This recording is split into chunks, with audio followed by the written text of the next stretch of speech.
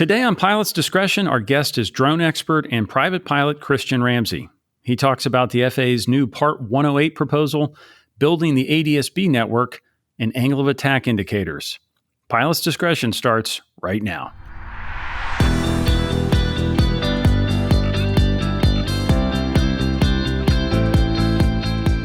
Hi everyone, I'm John Zimmerman, and thanks for listening to Pilot's Discretion from Sporties. Visit sporties.com/podcast for today's show links and access to our complete archives. And remember, you can send us an email with your comments, questions, and guest ideas at podcast@sporties.com. Today, I am joined by one of the most knowledgeable people in the world about unmanned aerial systems, or UAS, or drones. We'll use all of those today. Christian Ramsey is Chief Commercial Officer at UAvionics, a company that develops avionics for both crewed and uncrewed aircraft, including the Sentry line of portable ADS-B receivers. He has decades of experience in the industry, including time at Harris Corporation, where he worked on the ADS-B system rollout, and time as a member of the FAA's Drone Advisory Committee. But the unique thing about Christian, and the reason I wanted to have him on the show, is that he's also a GA pilot, so he has a unique perspective on how airplanes and UAS can work together. Christian, welcome to Pilot's Discretion. Thanks, John. Kind words. Am I one of the most knowledgeable people about UAS in the world? I don't know about that, but thanks. I think we'll prove that out. We'll see. I'm going to throw you right into the deep end here because drones have hit the radar for a lot of GA pilots recently with the FAA's Part 108 proposal. It's attracted a lot of attention, not all of it positive among GA pilots and organizations. This is a monster 700-page document that describes how UAS will fly beyond visual line of sight, or BVLOS, or BVLOS, or however you want to pronounce it. Now, before we get into the particulars of this rule, which are pretty complex, I'm hoping you could paint maybe a more complete picture for GA pilots of what does the successful integration of drones into the national airspace system look like, and what's the big deal about beyond visual line of sight anyway? Why does this matter?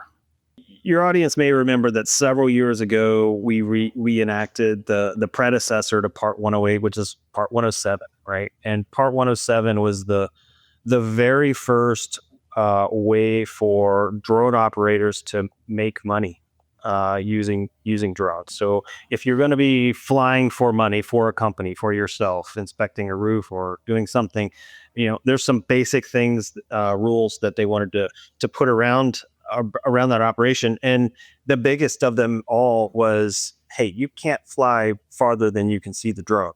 That was the way that they kept, that system bounded. So it sort of enabled a whole bunch of operators to go out there and do sort of visual line of sight inspections and real estate photos and roof inspections and all sorts of stuff like that. But that was limiting in terms of how do you deliver products, or how do you monitor a pipeline, or how do you do sort of ongoing security 24/7 types of operations. And that's where Part 108 comes in.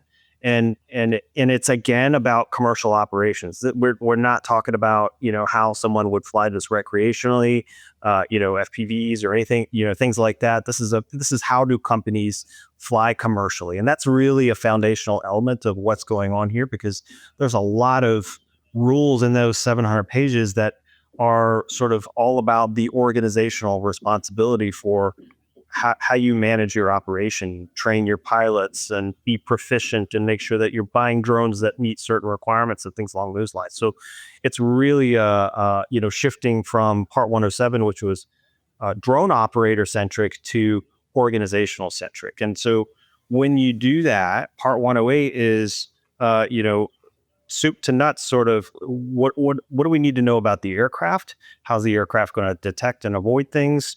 What are the data links they're going to use? How's the organization going to manage their operation? How big can the aircraft be? How fast can they fly? How high can they fly? And really, that is going to open up really a large amount of commerce in the States, right? In terms of what that's going to be. So that's why beyond visual line of sight's important. It's all about commerce, right? And so can we deliver packages? Can we take dangerous jobs, where we might be, using helicopters or aircraft to perform something dangerous and make it more safely with an unmanned system? Can we deliver packages or monitor or deliver things out to an oil rig? So there's a lot of use cases that improve overall airspace safety conceptually, but it has to be sort of layered in the right way. And that's what an airspace integration under Part 108. And the other thing I'll add just real quick is there's envisioned drone operations at every altitude, stratospheric all the way down to the surface. Part 108 is purely about under 400 feet, right? All of those 700 pages are about how do you do business under 400 feet AGL. And that's where some of the negative reaction has come from pilot groups. I know this concept that sort of 400 and under is drone airspace, and airplanes, kind of own 500 and above, which is where most pilots fly, except if you're a helicopter operator or you're agricultural or some of these other uses that spend a lot of their time below 400 feet. And that's where this whole concept of right-of-way rules, specifically the idea that a UAS might have priority over an airplane under certain conditions. That topic, I think, has probably sparked the biggest backlash in the GA community. What's your response to that criticism? It's valid fear, right? I mean, you're operating an aircraft, and you never had to worry about hitting something hard that might damage you or your aircraft when you're flying down at those altitudes. So it is a valid reaction to be worried about that. And what I think the FAA has done here is try to make sort of trades in terms of safety, in terms of what can be done, what can't be done. How do we enable this situational awareness?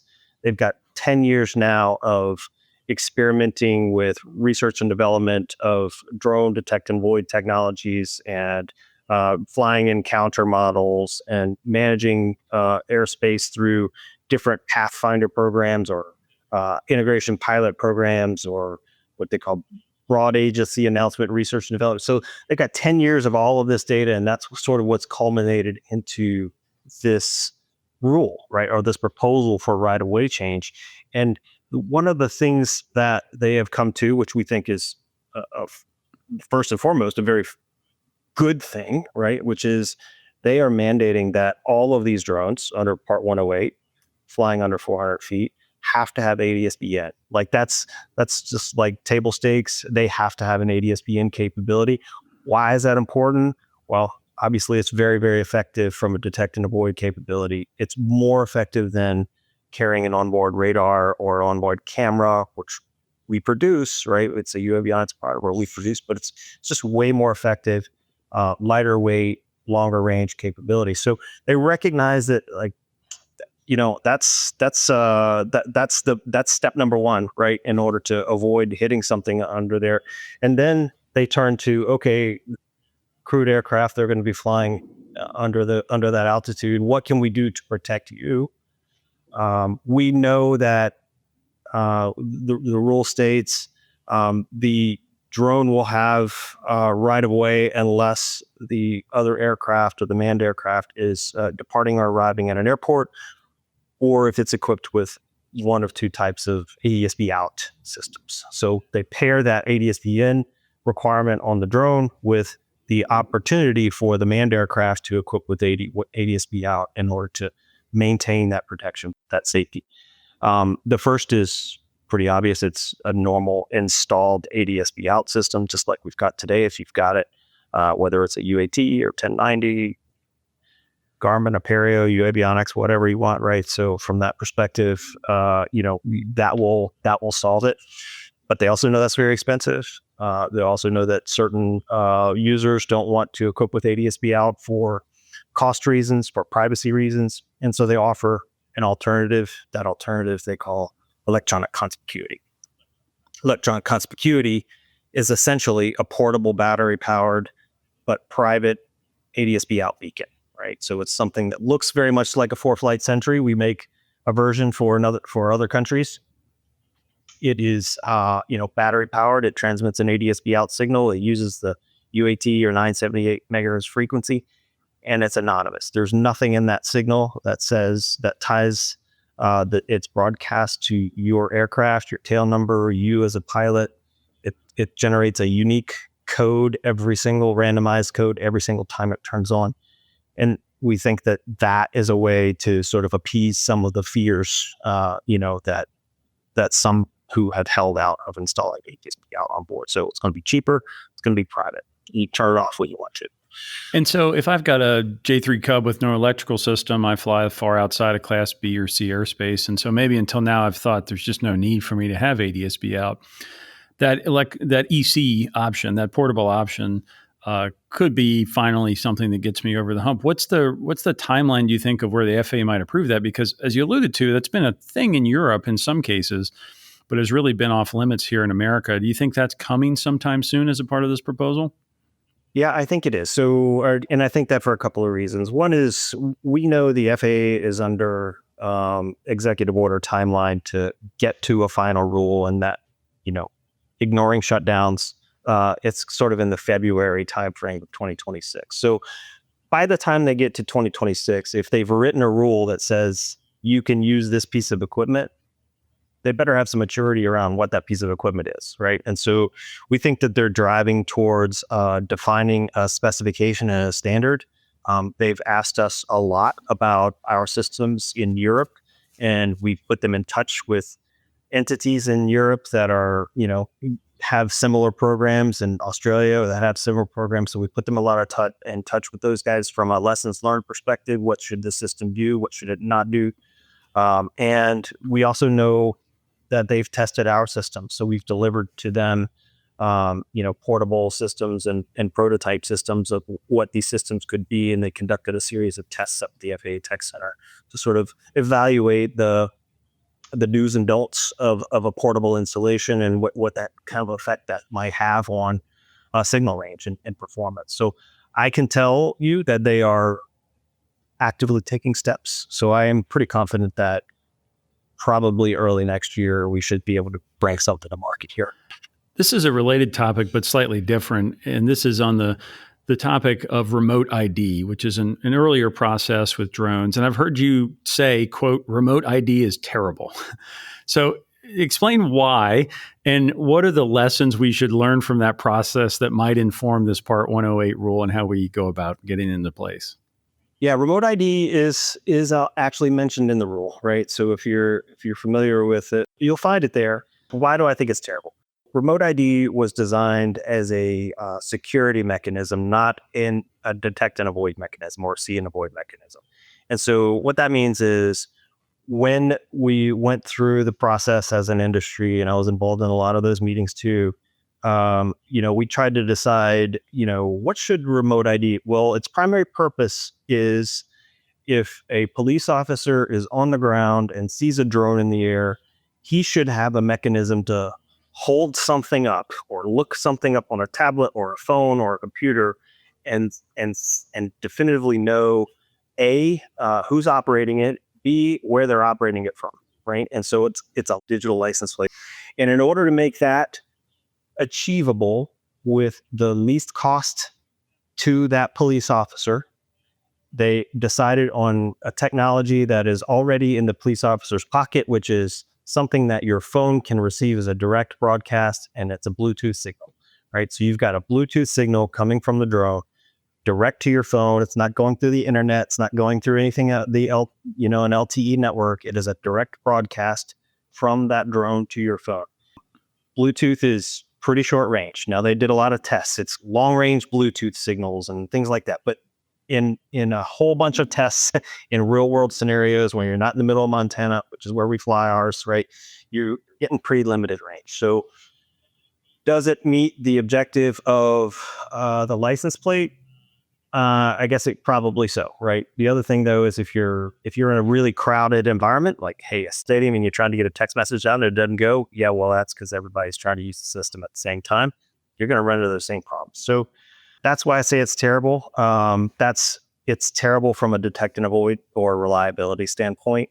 And if you're trying to use that signal to be received in the cockpit of your Cessna 172 from a drone that's flying a mile away, you're not going to see it. You're just not, right? And so there's a portion of the rule in PRM where they ask about performance of systems, performance of remote ID systems, and how good does a system have to be in order for it to be received by the general aviation pilot? Which is a bit odd because one angle of the whole perspective under Part 108 is the drone needs to avoid the manned aircraft. So why would we put the burden on the manned aircraft to have to receive a weak signal and then have to try to dodge a drone? So it's a bit convoluted in the way they approach remote ID. So it sounds like as a GA pilot, if I've got concerns here, a couple things in my favor. If I'm flying a typical 500 to 1,000 feet AGL, I probably don't have to worry about it. If I'm equipped with ADS-B out, I'm going to have priority. I'm going to have right away. And if I'm not, I can at least consider this new electronic conspicuity option. But I want to pull out to the UAS operator standpoint here, because as you mentioned, that's really what this rule is about. To me, it's in very rough terms, it's Part 135 for drones, and Part 107 is a little more Part 91.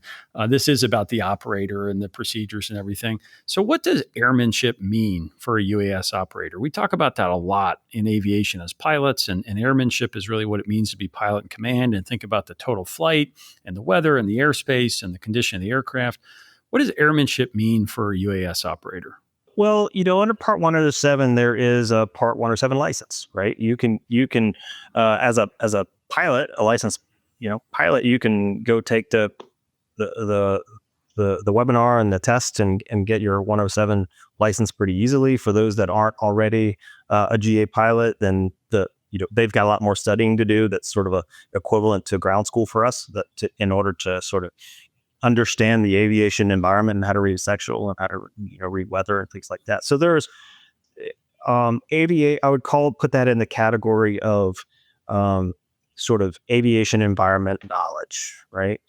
Ground school doesn't teach you how to fly the plane. Neither does the ground school system for Part 107, right? So it doesn't teach you how to fly the drone. There's no skill-based element to how to fly the drone under Part 107. Under Part 108, they relegate that authority for what does it mean to be a flight coordinator or flight operator to the organization itself. So there is no concept of a Part 108 license, rather than they leave it up to the organization to define what that is. Now we have to have an SMS program, safety management system program. More than likely, you're going to have that Part 107 license or that ground school environment. But I think it's envisioned to be a lot more automated than Part 107 operations. So a delivery system, for example, I've been out to see the Google Wing system. So you order something from Walmart, the system receives the call and the order. An employee is tagged with going to the shelf and pulling off the item that you ordered. They walk out to what they call the nest. The aircraft is ready for you and waiting for you, and it's dangling a box from it, and you load it into the box, and it gets winched up into the aircraft, and the aircraft takes off. There's no one actively flying that aircraft. The system is flying itself. There's an operator somewhere in another room who's monitoring the system, and the only thing they have the ability to do is essentially abort the mission or return to home. They don't have the ability to divert the flight to a different location or anything like that. It's very automated. So in that context, airmanship is kind of questionable, right? You're watching an automated thing and you want to be able to take over and abort, but you don't necessarily need to teach every one of those flight operators aerodynamics, lift thrusts, weather, right? I mean, it's all of those things, whereas the organization is sort of responsible for managing all of those things. I'm sure there's going to be some skill-based components to it, but they lead, if you can see what a drone looks like under Part 108, it ranges from everything from what you might find in a Best Buy to something up to 1,320 pounds. Like, it is a huge range. So you're not going to learn how to fly that 1,320 pound drone by flying, the Best Buy sized thing. So they leave that, operational airmanship up to the organization that's flying. And right now, I know the proposal is one operator per drone, but I know many in the industry see a future where multiple drones are operated by one person. What do you think is the realistic limit for that long term? In terms of a number, it's hard to say that. I know that organizations like Amazon and Wing and delivery organizations specifically are looking to manage multiple platforms through one operator that might have a neighborhood where they're coordinating over a neighborhood themselves versus the next person that may be, organizing the next neighborhood. It's really hard to say what that limit would be, because I think you can imagine more and more layers of automation and monitoring on top of that would just scale that sort of infinitely. I don't think you're ever going to get to a point where there's no operators overseeing it. Human in the loop is critically important. The FAA has made that absolutely clear. But I don't know, since you're not actually flying that operation, it's how can you spend your mental attention across it's almost like an ATC role, right? Across the mental picture of what's happening in the airspace with your drones. It really is a different approach if we're right now in sort of the radio controlled version of it, where a single person's flying a drone up to inspect a roof. If there's that future world where a UPS truck has 5 drones on it that does a whole neighborhood, it is going to be more of an air traffic controller role and less of an RC airplane pilot flying it. Christian, let's take a quick break. And when we come back, let's talk about ADS-B. Have you ever struggled with a headset that pinches or breaks its seal just because you're wearing glasses or a hat? Or maybe you've tried to make a critical call from the cockpit only to be met with muffled, unclear audio? It's more than just an annoyance. It's a distraction you don't need in the left seat. It's time for an upgrade. Introducing the Lightspeed Zulu 4, the brand new premium headset from Lightspeed Aviation, available exclusively at Sporties. Experience truly unparalleled comfort and superior noise reduction with Lightspeed's unique frame-fit ear seals. These aren't just comfortable, they adapt perfectly, maintaining a secure noise-blocking seal around your ears even when you're wearing glasses, sunglasses, or a hat. And when you need to communicate, be heard like never before, the Zulu 4 features Lightspeed's best microphone yet, which offers an AI-enhanced mode for Bluetooth, ensuring your phone call to ATC or flight service is a remarkable 2 times clearer. But the Zulu 4 isn't just new innovations. You still get Lightspeed's renowned active noise reduction for an incredibly quiet cockpit, plus the rugged build quality you trust, with durable Kevlar cables and a robust stainless steel headband. The Lightspeed Zulu 4 offers the perfect blend of innovation and proven performance, all for $200 less than other premium headsets. Get yours today, only at Sporties. Visit sporties.com/Zulu4 to learn more. Now, back to Pilot's Discretion. We are back with Christian Ramsey, who has been deeply involved in the development of ADS-B throughout his career in terms of both the ground stations and the portable receivers. Christian, I know you feel like you have a very personal connection to ADS-B, and you wrote earlier this year after the tragic airline mid-air collision in Washington, D.C., quote, "We just lost 67 people in a mid-air collision that I feel I've spent the last 15 years of my life building a hammer to prevent." Tell me more about that. Yeah. Well, the hammer reference is to that reference of, when you got a hammer, everything's a nail. I've got one tool and I can solve it with my one tool. I chose my one tool. I chose that tool because I felt like it is very effective from a safety perspective. I'm a student of aviation. I like to fly, but I've always been, involved in aviation from a kid, from RC environment to growing up and getting my private pilot's license, and then working on flight simulators for the first 10 or 15 years of my career and getting involved in all of those things.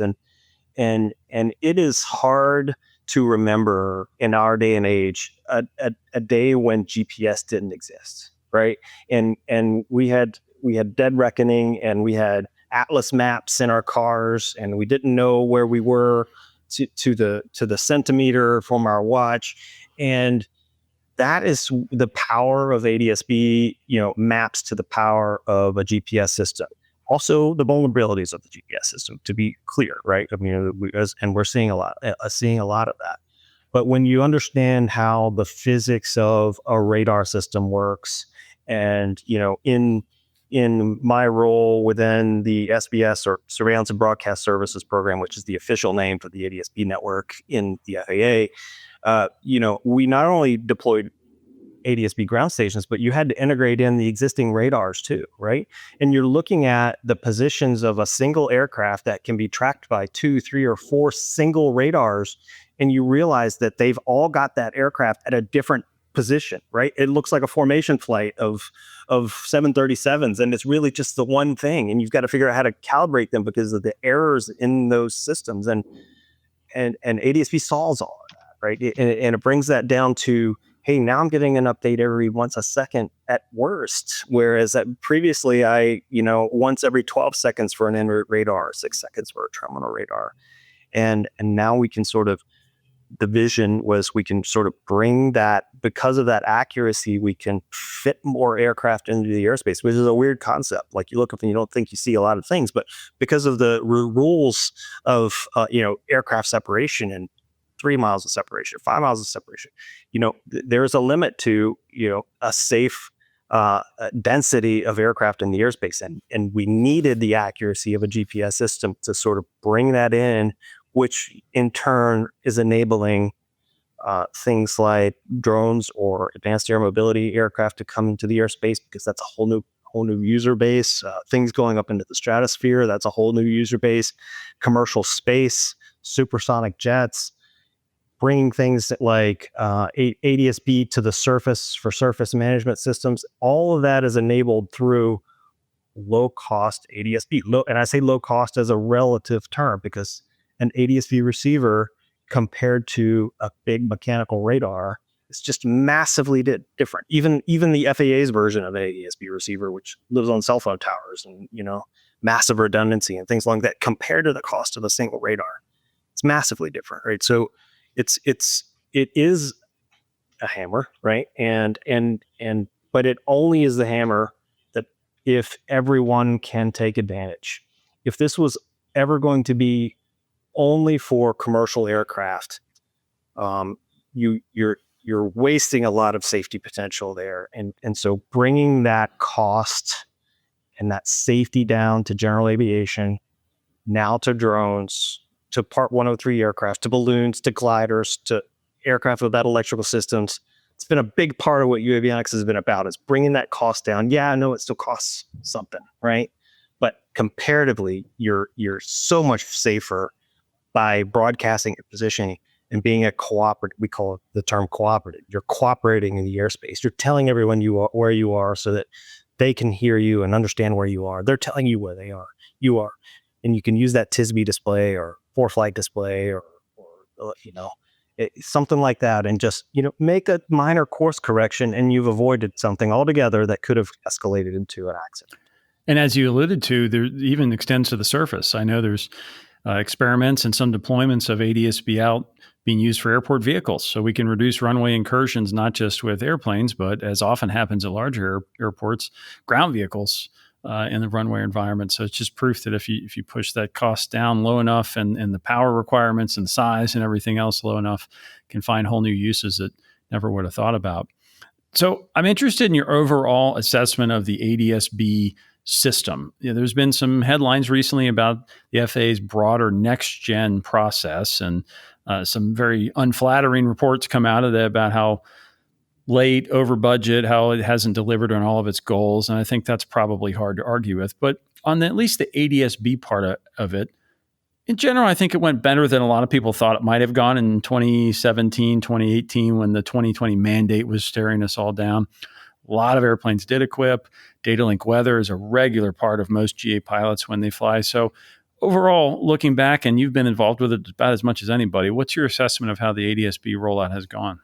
You mentioned the Next Gen initiative, which, and rightly so, it encompassed a lot more things than just ADS-B, right? It was radar replacements and upgrades. It was wide area multilateration system deployments. It was replacement of, we're talking about it again now under the term brand new air traffic control system, but it was replacement of those systems that were already decades old back then, right? It was upgrades to towers. So it was all of these things. So under the umbrella of Next Gen, it was a massive undertaking. Massive undertaking. ADS-B was one of the core linchpins of that system, because again, as an underlying technology that enables everything else to happen, the deployment was really critical. Now, the deployment of the network deployed on time, right? And so this is back when I was on there. So there's about, I think, close to 800 ADSB ground stations now, OCODIS, right? Continental U.S., Alaska, Hawaii, Puerto Rico, I think, right? So that was deployed on time and on schedule and on budget. That preceded the ADSB equipage mandate, right? So I don't remember the exact year, but say that deployment finished 3 or 4 years before the mandate was required, right? For equipage. So the ground system had to be in place before the airborne equipage had to be in place. And if you remember back then, and there still is an FAA webpage that graphs out the ADSB equipage plot angles, right, of how quickly things were adopted. And there was a huge effort back then on, or at least the mid teens, getting airlines and commercial aviation equipped. And that was because a lot of the benefits that were initially conceived were meant to support those organizations. They were going to have more efficient routing, more efficient, management in the airspace. And that's where I think there's still questions, right? In terms of, did the airlines achieve the operational efficiencies that they were supposed to achieve by equipping with those systems? And I don't know is frankly the answer, right? I haven't heard major success stories of that. One of the things that we believed would happen and that they talked about was that ADSB would replace or retire some of the radar systems, not all of them, but it would be a replacement for radar systems, and therefore bring the overall cost of managing the national airspace system down. That was never achieved, right? So there maybe have been 1 or 2 radars that were retired and that were able to be replaced through an ADSB and wide area multilateration capability. Broadly speaking, radars are here to stay. And in fact, a big part of the brand new air traffic control system is a replacement and upgrade of all of the existing radars out there, right? So they're going to be here for a long time. So you're not really getting rid of radars. And part of that reason is due to some of the vulnerabilities of ADSB, right? ADSB is subject to GPS spoofing, right? GPS interference. And therefore, rightly so, you need kind of a backup system in place, right? In order to, in the event of GPS having problems, you still need that radar so that you're not blind or misinformed. Yeah, I think you could almost make the argument that GA pilots somehow won on the ADSB front. Definitely, we had that mandate that was not pleasant for everybody. People had to spend some money on their airplanes they probably didn't want to. But the free data link weather has been a game changer. I know I don't leave the pattern without that. I know from stories we hear at Sporties here that has saved lives. I think ADSB coverage has got ATC services to a few outlying airports maybe that were below radar coverage. I've seen that. So we could debate whether it's enough to justify the mandate, but certainly I think you could make an argument that GA pilots have won more from the ADSB rollout than airlines have. I agree 100%. And, shameless plug for the Century product line, right? Portable ADSB systems. The GA fleet is better equipped with situational awareness tools than a lot of airlines and commercial aviation because they had to go with, fully installed, several $100,000 installations of avionics and traffic information displays installed. Whereas, hey, we can pay a few $100 and get a portable receiver and pair it to our iPad, and we've got as good or better situational awareness that they do, right? And so I think that was a critical win, and there's been several studies that have sort of shown huge risk reduction with the use of ADSB out and in for GA pilots. If everyone's equipped, then I think it was something like 80% reduction in a probability of a mid-air or something huge like that, right? Whereas without it, it's a lot tougher, obviously. So I agree with you. GA pilots were not the intended, really, NAS customer of ADSB, but benefited massively. Yeah. Christian, we always close the show with the lightning round we call Ready to Copy. So I'll throw out some questions rapid fire on a wide range of topics, and you read back with your quick answer. You ready to copy? Ready. What is the biggest misconception GA pilots have about UAS?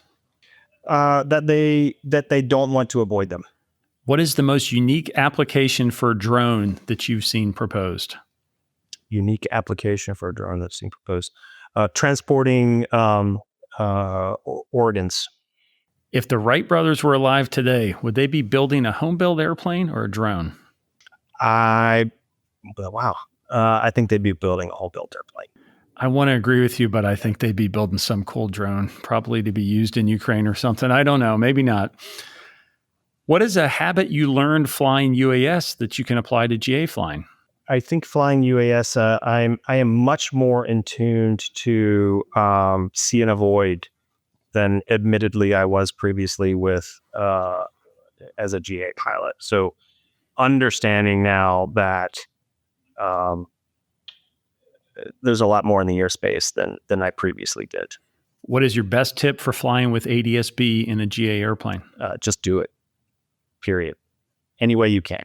What product would you like to see added to the FISB data stream, that datalink weather stream of information I get on my iPad?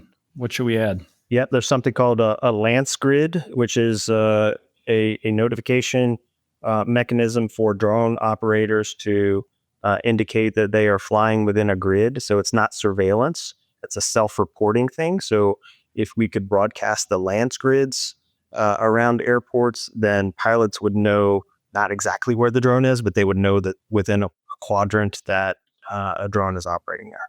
Like a parachute jump activity area. Be great. Yep. What's an underappreciated part of the ADS-B system? Something that keeps the whole operation running but that pilots don't see? Diversity. So I'll put that in the category of every ADS-B system is multiple antennas, multiple radios, failover, electrical power backups, whether it's diesel generators or solar panels or multiple antennas. Everything is layered and diverse, and from the receiver to the coverage that each receiver is providing or transmitter is providing. If you could change anything about how air traffic control works in the U.S., what would you do?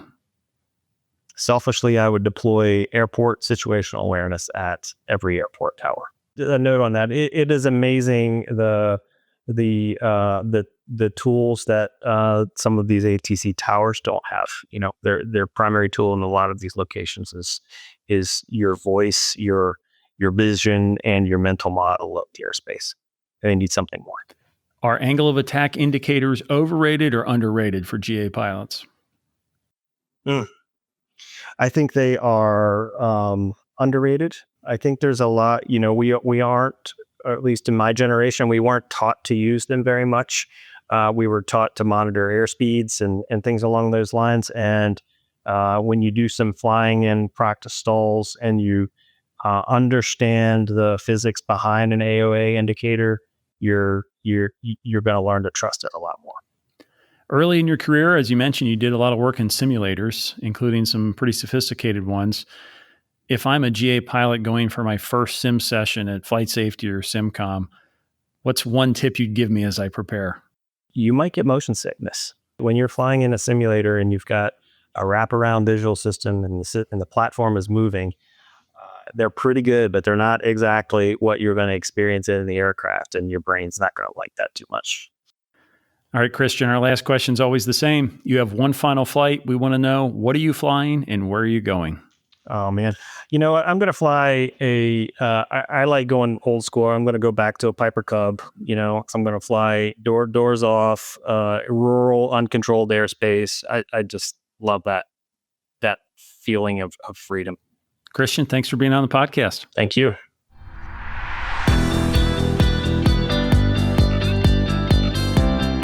Thanks for listening to Pilot's Discretion, brought to you by Sporties, training and equipping pilots worldwide for over 60 years.